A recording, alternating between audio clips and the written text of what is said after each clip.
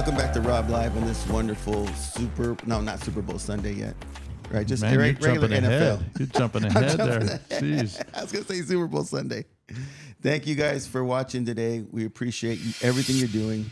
Jim always says to remember to ask you to like and subscribe if you enjoy some of the interviews. We've had a lot of amazing people over the years. And sometimes we try to get people who are near and dear to our hearts.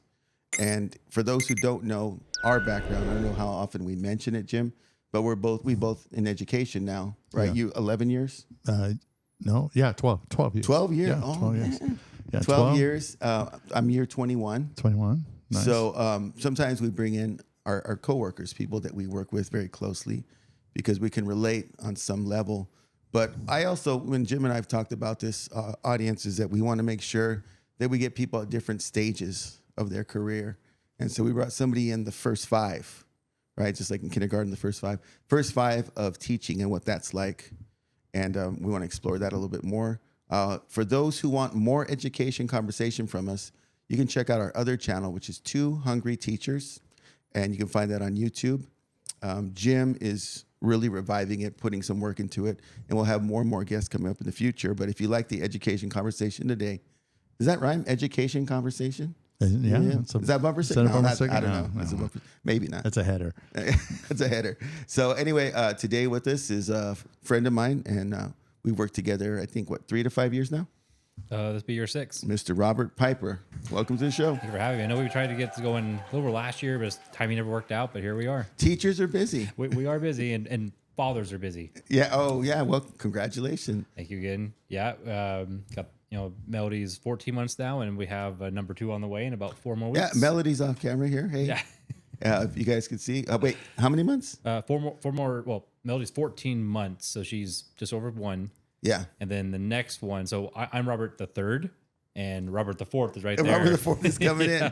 Okay, so you guys, we're going to go a little bit off topic for a second here, because this is something that didn't exist when Jim and I were having kids. I don't think. I'm going to speak for both of us. Yeah, go ahead. Feel free to interrupt. All right. Gender reveal. Was that a thing when you?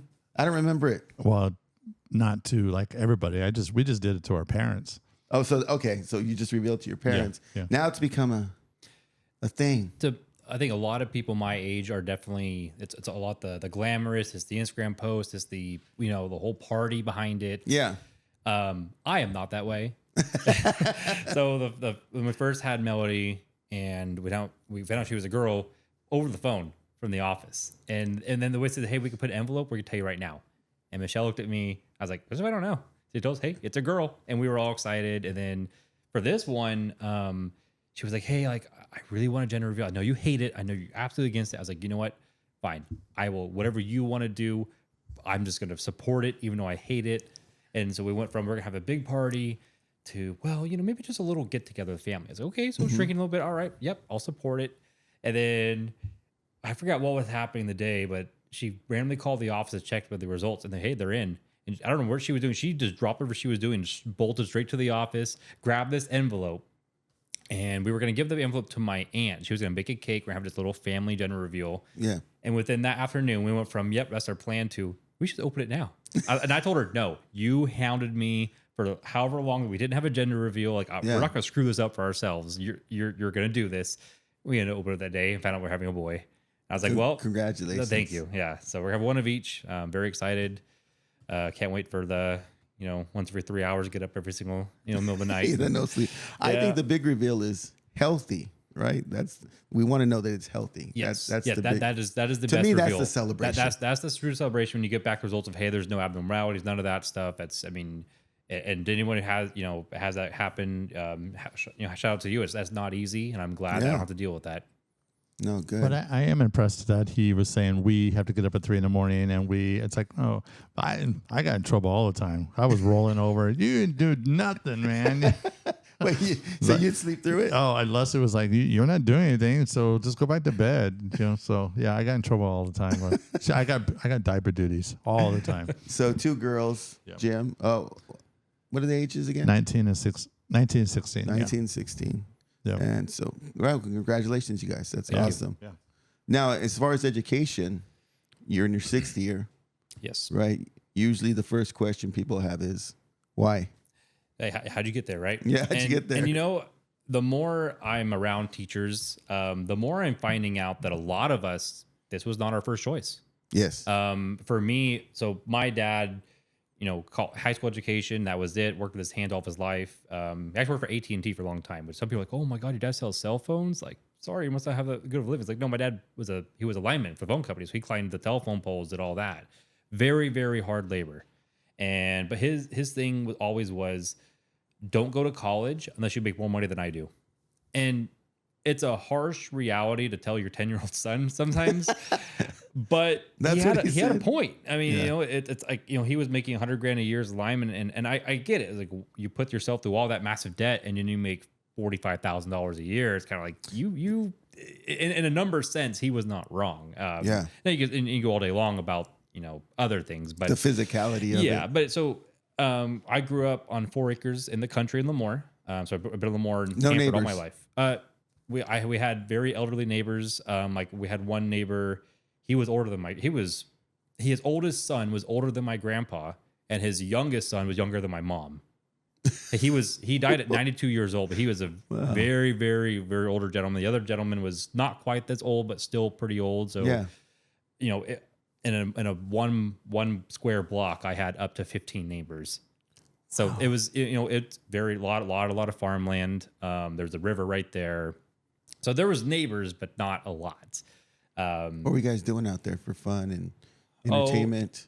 Ride quads, throw rocks. I don't know, whatever. Whatever. Were there chickens? Did you guys have any farm? We didn't actually have any farm animals, but my neighbors had pigs, and a lot of times we had like wild melons that grow in our yards. We'd take the melons and throw it to the pigs and watch them eat it. That was entertainment. Oh yeah. Yeah, it's funny that you bring up wild melons because I did a post on wild melons, and check this out, Jim. You know the wild melons, right? They pop up everywhere.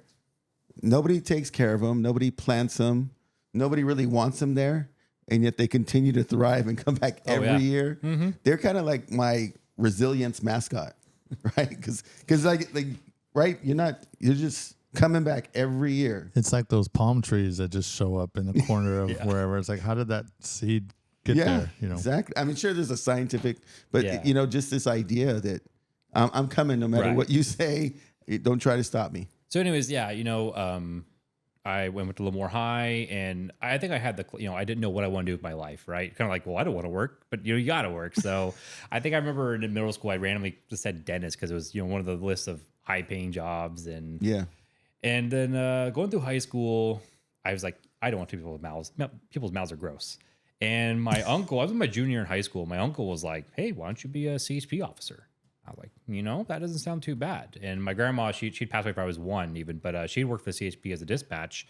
So it was, and I had a cousin that was CHP, and I had other family members that were correctional officers. So I've had some law enforcement exposure in my life. So, but what about PG&E? That was never an option. No, it was one of those things where I respected my dad's line of work, and living out the country, you have no choice but to do hands-on labor just to get your yard work on 4 acres involves a tractor, a riding lawnmower, a push mower, and a weed eater with 4 people all day long. So, and it's no joke. And if there's a major house project, the house was built in 1962, so there's a lot of things where we'd have to completely rebuild something. So I've had a lot of exposure in my life of hands-on things that people do for a living. I did it enough where I respect it. I can do some of it.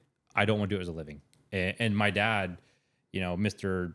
Hard work, don't need college guy, he was beyond proud that I chose something now that I don't have to do manual labor, because he said that makes him so proud that his son can work in air conditioning and be able to use his knees and elbows and whatever else by the time he's 55 years old. Because my dad, he's only 56, and his elbows are shot, knees are shot, wrists are shot, all of that. His joints are falling apart, and he's relatively a younger man in the grand scheme of things, I feel like, still. Yeah. But anyways, so I thought I was gonna be a CHP officer, and I get out of high school, and you can't apply until you're at least 20 and a half, because it's a minimum 6-month process. And so you can't go into the academy until you're 21. What about ride-alongs? So I didn't do any ride-alongs. And I think I talked to my cousin about doing a ride-along, and for some reason it just didn't work out. But I didn't feel it was super important to go out of my way, because I was like, I just want to do it. I don't need a ride-along to convince me I want to do it. Yeah. But I did pursue a degree in criminal justice at West Hills. So I did a 2-year degree in that. And I had no plans going to 4-year, but just because I was there, I decided to do a transferable degree because you never know. And I'm Was glad this Kalinga or Lemoore? Lemoore. Yeah. So Lemoore I grew up College. in Lemoore, so I went right there. Shout out to the Golden Eagles. And it was nice that, unlike COS has satellite campuses, West Hills was 2 fully functioning campuses. You don't have to, I mean, I did a couple online classes through Kalinga. It was convenient, but for the most part, you didn't have to do anything Kalinga if you didn't want to. That's nice. So anyways, one of the things that I experienced as a kid, basically like 18 and 19, I was the rebellious. I was the oldest son of my parents' 3 sons, and I was the rebellious one. I was always breaking the rules, always lying about where I was at. I pushed the boundaries left and right, and I look back. What's the worst trouble you ever got into? Do you know this? I don't think I ever got in massive legal trouble. I never got in legal trouble at all, but I don't know. I started losing count. It got to a point where my parents eventually transitioned to just please tell us where you're at. We just want to make sure you're safe. It kind of stopped fighting me on it my senior year because I would, if you have a kid that really wants to do it, they're going to find a way. And and unfortunately, and you have, as a parent, I respect you have to do it, but the more you push, the more the kids are going to find a way. And sometimes you get a point where you want them to be safe, and you're like, I'd rather you feel comfortable to text me at 1 a.m. saying, hey, I need help, as opposed to trying to hide it. And that's why my parents started taking my senior year, I think. But were you with a bad crowd, or were you the leader of the bad crowd? No, I was definitely not a leader. I was definitely, I wouldn't say a bad crowd, because we just weren't. I mean, we weren't exactly a youth group, Well, there was definitely alcohol involved. One thing I was never behind was marijuana. Now, all my friends did it. I never wanted to partake in it, and I was always around it, but I never partake in it. I was 19, just turned 19, my 19th birthday, and of course, we do what dumb kids do. We go out and we have a dinner, and we go and drink all night. And I remember I was so blacked out drunk that I couldn't remember anything. And then somewhere in that night, someone told me the 2 worst words you can say to any impressionable youth: "You won't." Someone said, "You won't headbutt that bar stool." I said, "Oh, I won't, will I?" And I did. And I don't know if you've ever been blackout drunk before, but no. Not a fun experience. I would not recommend anybody. But you essentially, wherever your last thought or your last drink was, you just lose memory of the whole night. Well, in the middle of that blackout, I remember headbutting a bar stool so hard that I could remember, to this day, I can remember my brain hitting my skull. And I ended up getting the concussion the rest of the weekend. And now to this day, I have tinnitus in my left ear, hearing loss. Wow. That tinnitus would cause me to fail a physical, the CHP. Now, I went through the background check. I went through the psych exam, all that. I was fine. The general physical, that's, the easy stage, I failed it because I failed the hearing test. So at this point, this is spring of 22. How did you interpret that event? Like, meant the bad decision, meant to be? I look at it, it's a hard question, right? Because I look at what I have now. I wouldn't change a single thing, not one bit. But I still look at it as a poor decision. So it's a weird, weird thing. I totally understand. Because I would hate, kind of like butterfly effect. I would never want to take my bad decision if it cost me my daughter, my wife, and whatnot, right? But I do look at it as objectively, it was a mistake. Objectively, subjectively, it has been just another road I took in my life to get here, right? But objectively, to anyone out there listening, terrible choice. And it's. Yeah, I was underage drinking. Of course I was. Oh, sorry about that. So just to be clear, you're advising the audience to never headbutt a bar stool. Yeah, right? I would say it's a clear, very good kids? rule. No, it's a failure of drinking responsibly, right? Again, 19 underage drinking. Yes, that's illegal. But the bigger problem was the lack of alcohol responsibility, right? So that's where I would probably leave that at. But anyways, I failed this hearing test. I have to, and there's only for whatever reason, there was 3 at the time. There was 3 places in California that I could even go to retest, to try again the test, and 2 of them were the Bay Area. So I went up there. My first and last time in San Francisco ever in my life. I go up to this place in San Francisco. I take this hearing test again, and the guy lets me do it 3 times, and all 3 times I fail. Same exact way. The higher pitch in my left ear would not work. So they told me, oh, you can go get a hearing aid or whatever else and maybe come back. And something that day told me, this is not going to where you're going to go. And whatever you want to call that, Did you have any prayer involved at that time in life? Or? No. I feel like that was a weird time in my life where I was going through a big spiritual shift of I wasn't really sure where I should be believing in anymore. Because I grew up Christian. I grew up, my family for a long time went to Glad Tidings in Hanford. Oh, so Glad Tidings. I myself had definitely transitioned to a different place where I wasn't really sure where I fit anymore in the labels. But what I do remember, I drove myself to San Francisco, whatever, and I'm driving back to Livermore, and it's with traffic 4-hour drive. Solo drive. And it's solo, and if it's your solo drive, of course it's being quiet, right? But I remember it being eerily quiet, which sounds weird, right? Because you're by yourself in a car. But it was just what it was here's my plan for a career for 6 years, just went down the drain. My degree was in criminal justice, that went down the drain. My career at CHP that I thought I was doing for 6 years, that was down the drain. And it was just kind of this like, oh, what do I do now? What's next? And my dad's voice always echoing in my brain, like, you've got to get a career, right? Like, if you don't get a career, you can live in a box. It's like, well, I don't want to live in a box. So yeah, that's pretty extreme there. And straight to the box. And what's interesting is from the beginning of that 4-hour drive was the beginning of panic, my life falling apart mode. Yeah. By the end of that 4-hour drive, I pulled my parents' driveway where I was still living. And at that point, I said, maybe I need to be a teacher. So you got to tell us the process on that drive. I remember the first half of that process. I stopped in Lodi, I think, off the I-5, and I went to a Denny's just to get some lunch. And at the time, I was entertaining the idea of playing video games because I used to play way too much World of Warcraft back in that day. Oh yeah. So I entertained the idea of being a gamer or designing games, but then I really started getting really about it. It's like 99% of people in that industry, they're living in their car. They're not doing great. It's the 1% of the industry that's doing great. Yeah. And you gotta have a little bit of luck in who you know to get that 1%. So I was like, well, that's a cool idea. It's not realistic for what my goals in life. Mm-hmm. So then I started thinking, I used to joke way back in the day that my backup plan was a PE teacher, because how could you screw that up? Right? No offense to my PE teacher friends out there, but we love you, Mrs. Smith. Yeah, that was just the idea was like, well, you show up and tell kids, hey, go run the mile, right? that was the idea I had. So then, yeah, well, nowadays, right? It's pretty extensive curriculum. It is much more involved, and the amount of, people don't think about it until you're an actual teacher. The amount of students you'll deal with is scary. But anyways, I started talking about my mom, and she was like, it's weird. I've always thought you would be a teacher one day. I don't know how, I don't know when. And she never mentions me ever before in my life. She's like, oh, hey, thumbs up, CHP guy, right? And she was like, I just felt like you always would be a teacher somehow. And wow. And it's like, well, I was good at math in high school. So I was like, well, I'll just be a math teacher. And I was still racing microsprints back then at the more Raceway. And I didn't know you did that. Yeah, I did it for about 10 years. Actually, 2016, my last year doing it. Can you fill in the audience on what that means? Yeah, so if you ever the example I go for, because a lot of people do this, years ago when Tony Stewart was in that unfortunate accident with that person, he was driving what's called a sprint car.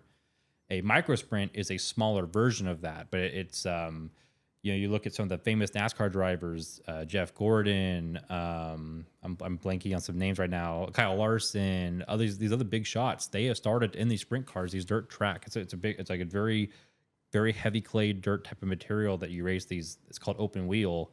If you've ever been to a race, it's really entertaining actually. If you're not a NASCAR fan, I'm not a NASCAR person. I can't sit there for 3 hours and watch a turn left race. I can watch 30 minutes of a turn left race. So that's why I like the sprint cars. But anyways, and of all people who I talked to that day was Jamie Rogers, who was actually our principal. And I've known Jamie for years because she's always been around the racing because of her husband and her kids. And she was they race? I didn't know that. Yeah, she had a very, very big racing family actually. And so I've known her from that. And she was also my assistant principal at LHS because that's where I went to high school. When you were a student, she was my assistant principal. Did you ever get called in? Oh, no. Mrs. Rogers? God, no. My mom was too nosy in my business. I didn't dare step out of line. I was a student where if I even had a tardy marked by accident, my mom was already on my case the same day. But I talked to Jamie Rogers, and I was like, yeah, I thought about being a math teacher. And she told me, well, if you want to be a math teacher, go get a math degree. And she's like, that will make you a lot higher priority, a lot more. I was like, okay, sure. I don't care. Like, I'm good at math. So I started going through the motions of, and I feel like at this point, I meet a lot of people that are like, I want to make a difference, right? I want to make a difference in kids' lives. That was not my opinion at all. I was like, I don't care about them kids. I need money. I need benefits. I need to have a house. And I went through college with kind of the attitude at first.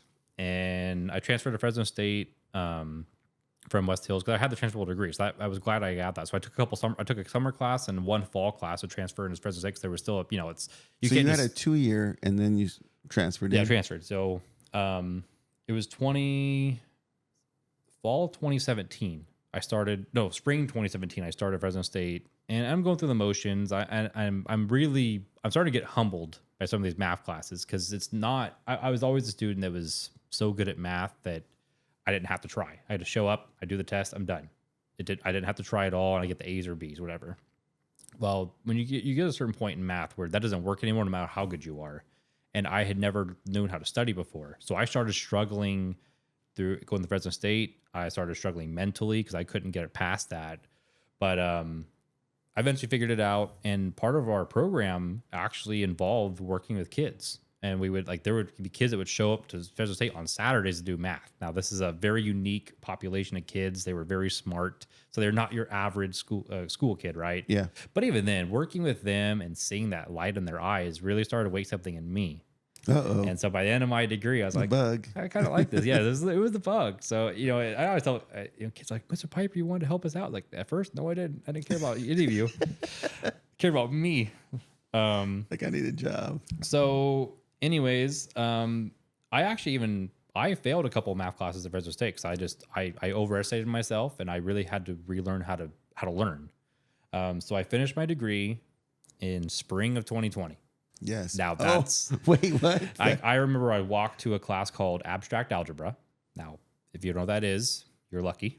If you do know what it is, you know what I'm talking about. I literally walked to class and we all got this email. I was walking up the stairs in the engineering building, whatever. And they're like, hey, school's closed. March 2020. This is March 20. And we're like, we got class right now. And our teacher walks in like 10 minutes late. And she was like, I don't know what to tell you guys. Go home, I guess. I'll talk to you. I was like, we kind of took an early spring break. Strange. And we finished out school that way. And I had 2 classes and I got B's in them, whatever.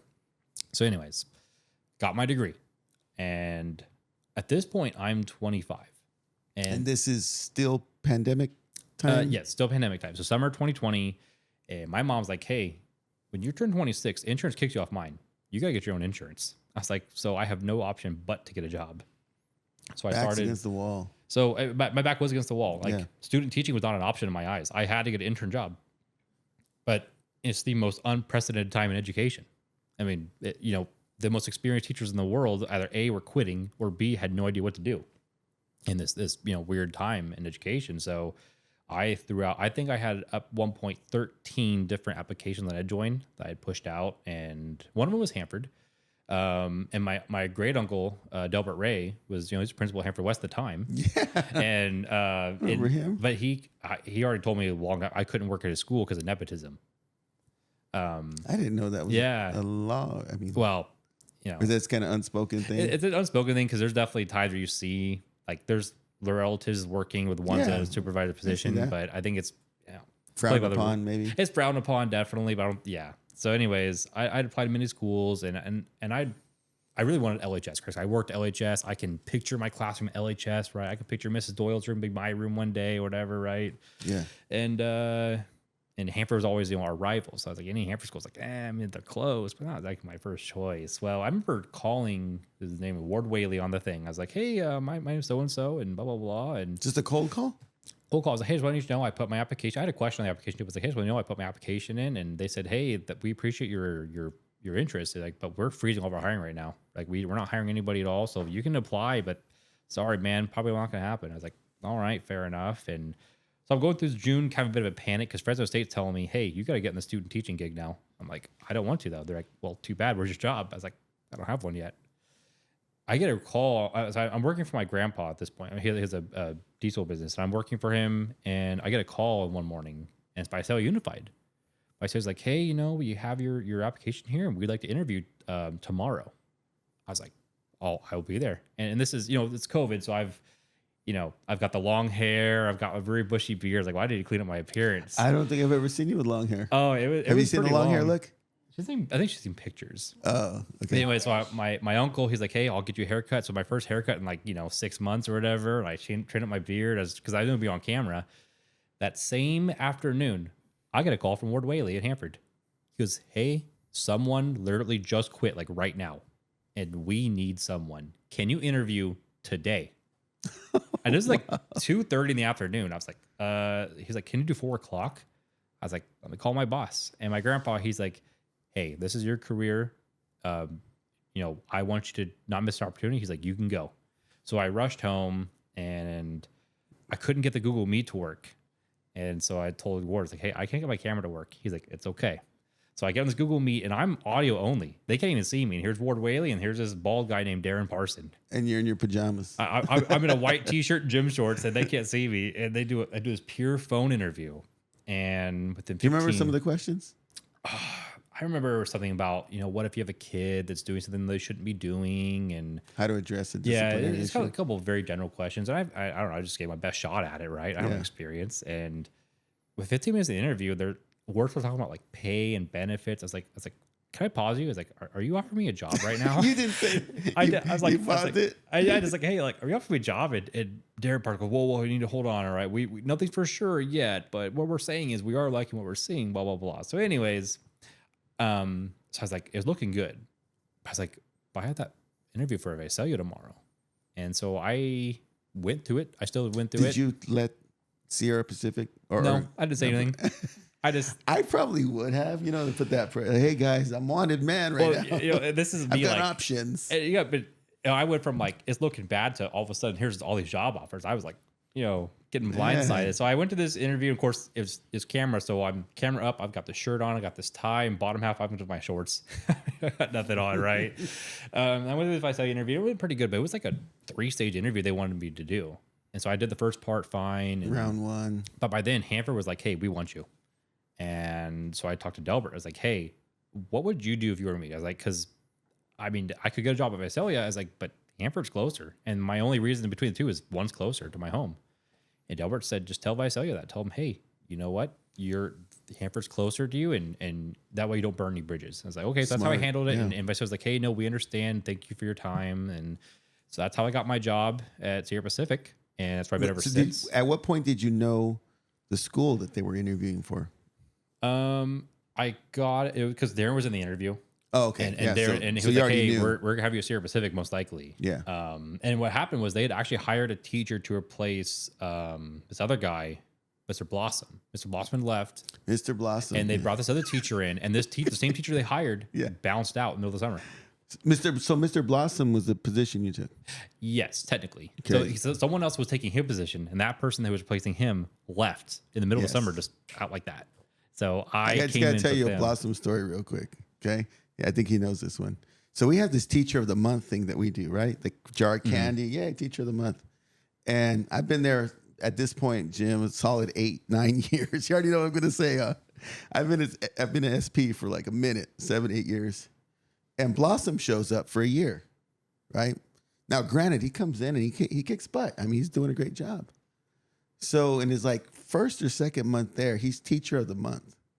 And I'm pissed because I'm like, bro, I've been here 7 years. I choreographed the entire pep rally halftime. Right? You know what I mean? Like, I don't know why it mattered to me at that time, but I was so mad at it. It wasn't mad at Blossom, but just the situation that this guy's been there for 6 months and he's teacher of the month. I've been there 7 years. This is the same story about me getting the teacher, yeah. KC24's employee of the week. He called me and asked, hey, what do you think about teaching? So then he starts, and I've got 10 years in, right? And then like in his second year, he's a teacher of the month. He's got a plaque at Fresno State. And I'm like, Yeah, it's nice to see that brick over there. I know. On the wall. I have nothing. I have nothing to show. I have no hardware. Okay. Yeah. So, anyways, so I got the job and I started doing my summer trainings. The very first teacher I met was Clint Williamson because he was, chair of the Yes. math department. So he, And again, all on camera. no, actually, we did meet in person. Oh, okay, you did. And this was still, it was kind of like, are we wearing masks? Are we not wearing masks? It was that weird in between state before the mandates were heavily in, right? We were still waiting for, I think, because it was like July when Governor Newsom finally came out and said, hey, this was going to happen for schools because we were like, waiting to see what's happened. Yeah. And then from there, the rest kind of came history. I was in the trenches with everyone else. I think that was the hard part is that was my first year, my first year, but Yeah. I almost had 3 first years because my first year was completely online, right, with the cohorts. And then my second year of teaching was when we finally brought the kids back in, right? But then there are masks. And, And you're half on camera, half. Well, in the that room. was still the first year, right? Yeah. And Oh, that was the first year. Okay. Yeah. it was because we started with pure camera, then we had the cohorts, and then the very end of the year we brought in both cohorts together. Yes. But the second year, there was no more online, but it was a mask mandate still. So everyone had to have a mask on, and if there was any close contact with COVID, you had a week off of school and this and that. So, and I remember that year is that even the experience. I remember Gary Griffin was like, "Man, like I've been here for how many years, and these kids are just out of control." So I remember all these experienced teachers having classroom management problems, let alone me, brand new, very green, and I was having a lot of tough classroom management of behaviors that no one had ever seen before. And then it was finally my third year teaching. There was no mask mandate. The kids are kind of, sort of, rallied in. That felt like a true first year in terms of, what looks normal. Yes. But by then I already had a couple of years of experience. So it's kind of like, as my coaches I've joked about, it's like, I don't know which one's my true first year because That is very. What was your biggest challenge your first year with the kids in their full time? I think I think it's a very cliche thing. You see in a movie or show, and that you're about to do something new, and you're like, you got this illusions of grandeur, and you're going to be the best. You were the missing link, and I was that person. I was like, oh yeah, I'm going to get in there. It's good to We're have going to that. have MIT professors left and right. We're going to have math conversations. They're going to be amazed, and I get instantly humbled where kids really want in a math classroom, how much they don't really want to be there, and the challenges of how much they don't know. So I was definitely that. I was like, oh, I'm the missing link. And Well, here's what I think is very unique about teaching math. It's very linear, so you can't skip any steps. Right? There's no shortcuts. English, I can jump to the middle of a story, right? Kind of like summarize things. Like I can cheat here. I can jump in and out. But you guys start the beginning of the year at step 1, whatever that is, 2, 3, 4, right? And anyone who misses steps along the way can't move forward until they've mastered this. So to me, it's like a true reflection of where that student's progress is at. You can't hide in the cracks or the crevices. And I think that's why most students struggle with math is most commonly. I think it's like, if you take English, you could have no idea what a paradox is. You could have no idea what cacophonous even means. You could have no idea what précis writing is or any of that. And you could be an amazing writer. Yes. You can't do anything amazing in math without knowing all the foundations. Exactly. There's no shortcut. Yeah. And so what do you do when you have these different levels of mastery in the same room? So that is if I knew the answer to that question, That's all. I would be publishing a book right now, and I'd be paying for all of our dinners, like you were saying earlier. Yeah. No, it's I think there's a general consensus that people have been trying to reinvent the wheel on that question alone. Like there's some books that want to start at the very beginning of, let's just throw a bunch of crazy stuff at them and see how they react, and really just look at how they work with other people. Other books are very much traditional, like, hey, let's go back to square one for a couple weeks, is work on some review skills. And I'm kind of on that side of things where let's just start from a very basic and start climbing the ladder pretty quickly of pure review skills, and then start slowly putting in the higher pieces as we go.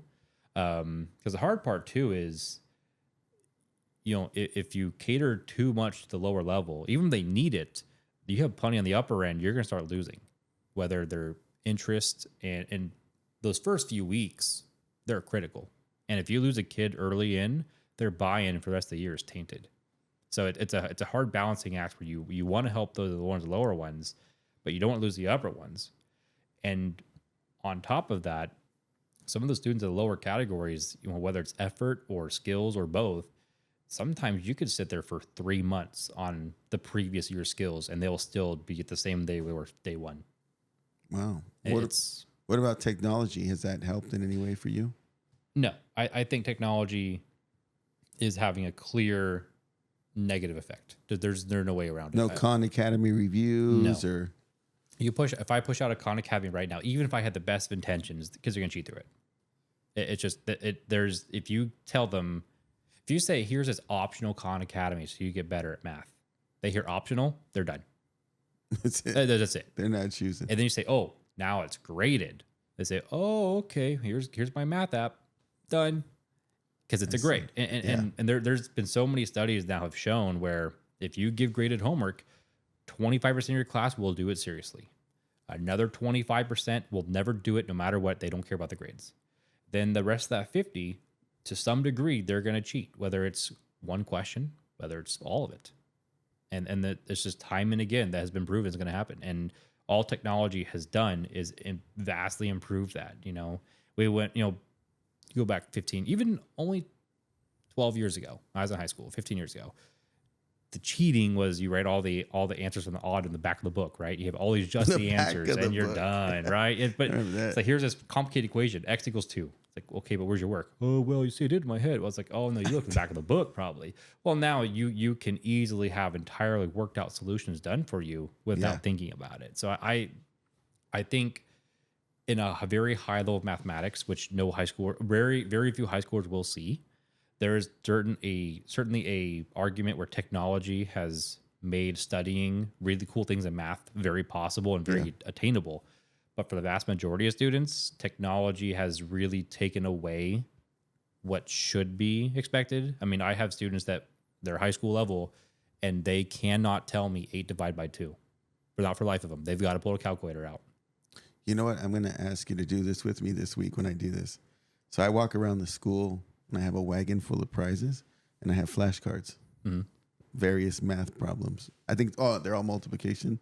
That'd be cool if you go with me this week to see what level these kids are at, right? Maybe, I don't know if it's going to help with your spirits or. Oh, I would love to say it would help my spirits, but I'm a bit of a realist. I've seen children in my classroom. I would be disappointed. So that's the challenge, technology. Yes. Do you see any happy medium where it actually helps? I don't think so. So I think it's hard to say, right? I personally think it comes down to a bit of a maturity level. Yeah. I think if you, Robert, wanted to be like, I'm going to be a math guy now, I think you would take it seriously and you would use technology to help you. I don't think you would feel good using it as a crutch to do everything for you. I don't think you would feel good about that. Well, I think the thing that adults have that not all kids do is they can foresee that time when they're going to be on their own, right? Where kids, we kind of have to remind kids, hey, Mr. Chance isn't always going to be here to catch your editing. You're going to submit your work to your news station, right? And they're not going to give you a grade. They're going to fire you. So I have a question because Robert, you are teaching. Explain to viewers what you do for your. We have an education academy. So this intro to education is for students who are considering a job in education in the future. So would they be able to take that type of program and present it to kids that are really serious about math and say, because I was not a math kid. I mean, my parents put me in summer school to just get through pre-algebra. And I just got the basics to get me out of that category. And I know a lot of students would be like, why am I going to do this? I'm never going to use this. I'm never going to go to a career. But in that type of program, though, would there be something that would show like, okay, kids, if you're going to go into engineering, you're going to go into this type of block area. Make the connection. You're going to now need that support. Take it serious. And it'll kind of weed off the ones that don't need all that. Yeah, well, our program's a little bit different because the way our selection process happens, 50% of our students in the academy have to be kids who are at promise. Do you guys use that term yet? At promise? No. Do you guys use that promise? I know what it is. Yeah, so it used to be called at risk. Right. But they said, that sounds kind of rough. So another word another phrase I got to remember. Jeez. At risk, right? Okay, at risk of failing, at risk of. So 50% of our population is that, which lets you know that half of our academy students aren't necessarily planning to get into education, right? If it's a struggle for you, et cetera. Right. So only about 20, 30% are actually planning to become educators. And so what we try to do with all of them, and hopefully this is a math thing as well, as we try to make that connection with the real world and say, hey, this skill, and this will transfer into the real world, right? So that they don't have that mindset of, well, when am I ever going to use this? Like deadlines is a good one, right? Well, Tell me the deadline. What's your deadline speech for meeting deadlines? I'll tell you mine. in terms of like Why it matters. Because I don't care about, okay, So, you ready? Role play. yeah. Mr. Piper, and you tell me I'm failing. Hey, Rob. Hey, Rob. Sorry, but this 35% ain't gonna quite work out for us. No, that's cool. I'm just going to go ahead and take the F because I'm never going to use math again. So I don't really, I'm not worried about it. No, tell me, Rob. Do NFL players bench press? Yeah. Why? You got to be strong. But why do they gotta be strong? I don't see a bench press on the field. Because they use the strength and apply it to their sport. Oh, so even though that bench press itself is not a direct skill they need on the field, is the growth they get from that bench press translates to the field. Yeah. Right. Math, in a lot of ways, is if you go into math and you're having a hard time, it's kind of like a resistance training for your brain. And even though you may not use that solving equation in your real life, your brain has gotten that much stronger. You can process more things from a mental perspective that you will take for granted eventually. So math is like weightlifting for my brain. Math is like weightlifting for your brain. Sign me up. Yes. We have a DJ. Do we have a DJ button for that one? Can you hear it? Now, Well said, Mr. but Piper. No, I get it. Yeah, that's great. But usually it still doesn't work. But Here's what It still don't work. here's what I've grown. If someone takes a multimedia class, yeah. where could they immediately apply? Where could they immediately look at to say I can apply the skill? Where they can go, I can go KC24, CBS 47, right? If someone wants to take Ag Mech, they go, well, there's all these dairies, all these things around, right? If they want to be education, there's schools everywhere. Correlation's clear. If you want to be an engineer, where would you go in Central Valley? See how you had to think about that? Yeah. Now you can start to say, well, no, there's probably a couple businesses in Fresno, but if you go to like LA, San Diego, Sacramento, there's all these tall buildings. They're all about engineering this and architecture. We don't immediately have that in the Central Valley. Like I cannot tell you if someone asked me today, hey, where can I go to intern as an engineer in the Central Valley? I would say, beats me. And maybe it's my failing, but I also feel like I couldn't answer it. I just feel like our part of the hard part we're going to have is where do we have that industry for this type of field? Because as far as I'm concerned, if I really have to be honest about it, the only field a person who pursues a high level of math is in education. I don't, and I would love to be proven wrong, but I don't know too many industries where you can take a math degree or an engineering degree in this area and immediately apply it in a way that's obvious. So I don't know enough about this, but is coding, is that math? Coding is computer science, which does have, you have to, I think to be a computer science major, you have to have some levels of calculus done. So there's, Okay. You have to understand how functions work. Have you ever coded before? No. I've taken one class my entire life. I was terrible at it, but Zeros and ones, right? Well, that's binary, but there's what we call functions where you actually create a math function and then you build code on top of that to process that function, evaluate a function. Kind of what we do in school. So that's where the math comes in, be able to understand what you're trying to do and build a math function around it if you're trying to do like computational stuff. But even then, where do you go? Where would you go to the computer science major here? Yeah. Well, it used to be what do they call the one that shut down? Downtown area shut down, embezzlement. What's they called? It was a college? No, it was a. They taught coding, they taught computer skills, and they had job placement. And I would say, Computech? No, like a. I don't know. It'll hit me in a minute. But where I'm going with this is I tell students all the time, especially with technology. I do tell them, what do you think is more realistic? That in the next 20 years, a robot replaces you plowing fields and hammering nails into wood, or more likely they replace me in the classroom? Is it more likely a robot replaces someone turning a wrench on a car, or more likely replaces someone with a lot of interpersonal skills?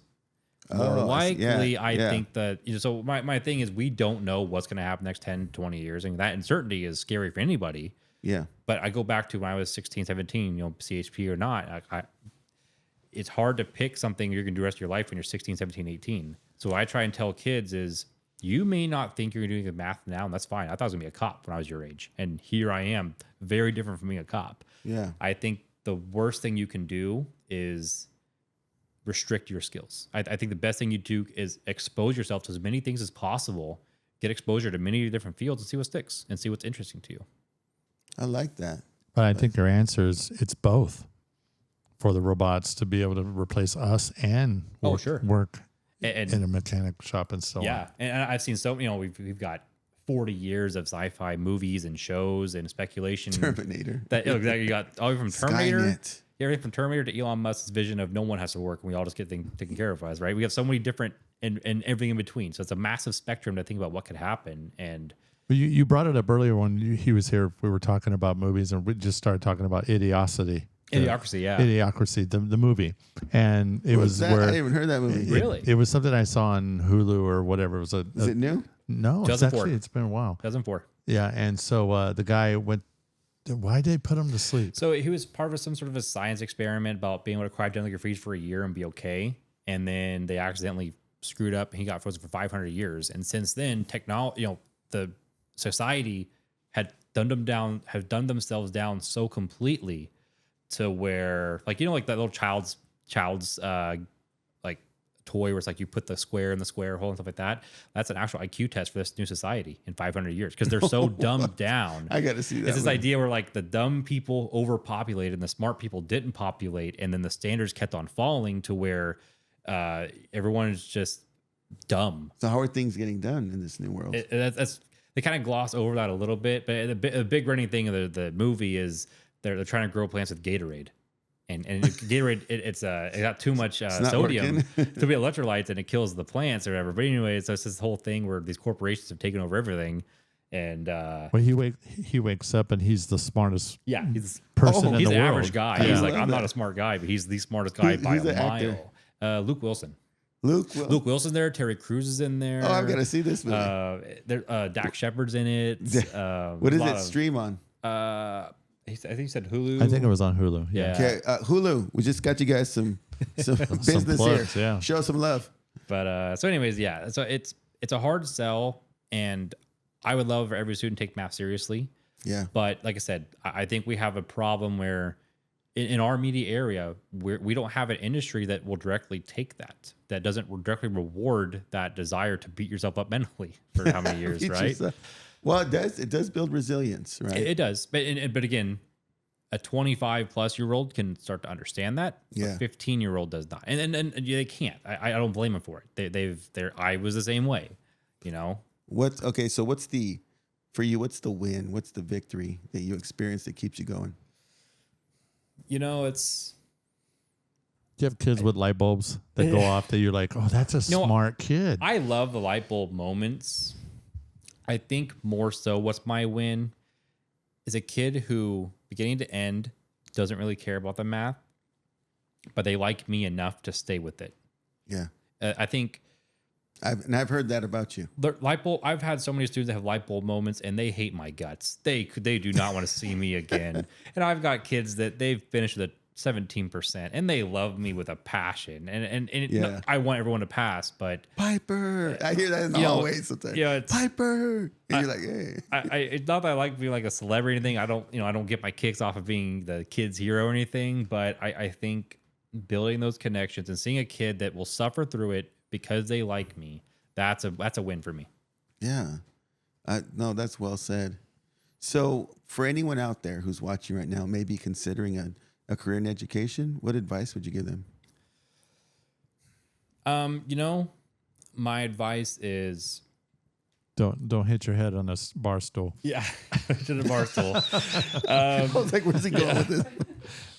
It's a job that I don't care who you talk to. I don't care how many people you know or related to that do teaching or anything education. It's a personal experience different from everyone. I went through this with my wife. It is such an energy demanding job. And I say that because physically, no, my dad's job was so 1,000 times more physically demanding than my job will ever be. The most I can have is complain about having a bad back in 30 years. I don't know. But there's a certain energy which you can't see it, you can't measure it, you're not even aware of it until you're in deep self-reflection. There's so much energy you have to expel mentally and emotionally and physically, where you will, if your energy has a tank, you'll spend 90% of that tank to get 10% back. So it's a lot more give than it is received. And you learn how to be grateful for that 10% back when you gave out 80%. And I think never stop trying, never stop innovating, and always reflect. If you stop reflecting, if you just turn your brain off and never think about it again, you're going to start having a hard time. Wow. I think what you were saying right there, giving 80, giving 90, only getting that 10% back.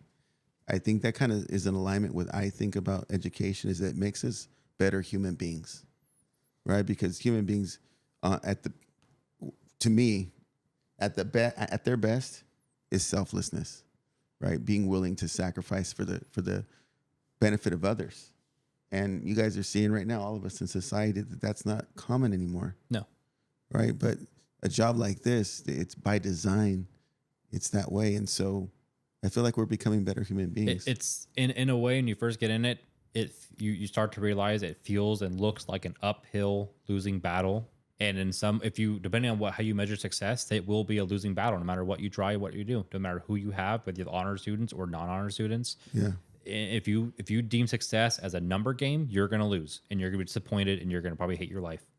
But if you look at it more as a relationship perspective, from a building a person perspective, like, John may not be the math star he was in 10 years like he was in my classroom. But if I can see John doing great things, even if he was a complete turd in my classroom a little bit, I'll think, you know what? I'm glad I spent all that hardship and all that mental frustration to see this person progress to where they are now. Yeah.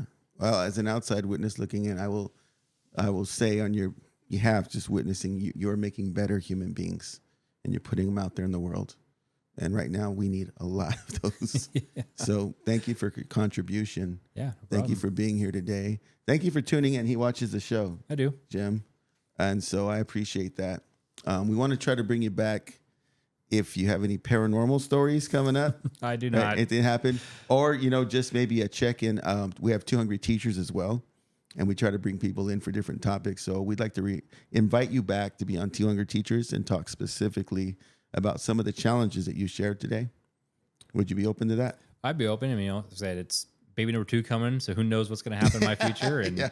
Well, we try to ask people on camera so they can't say no. No, pressure's on.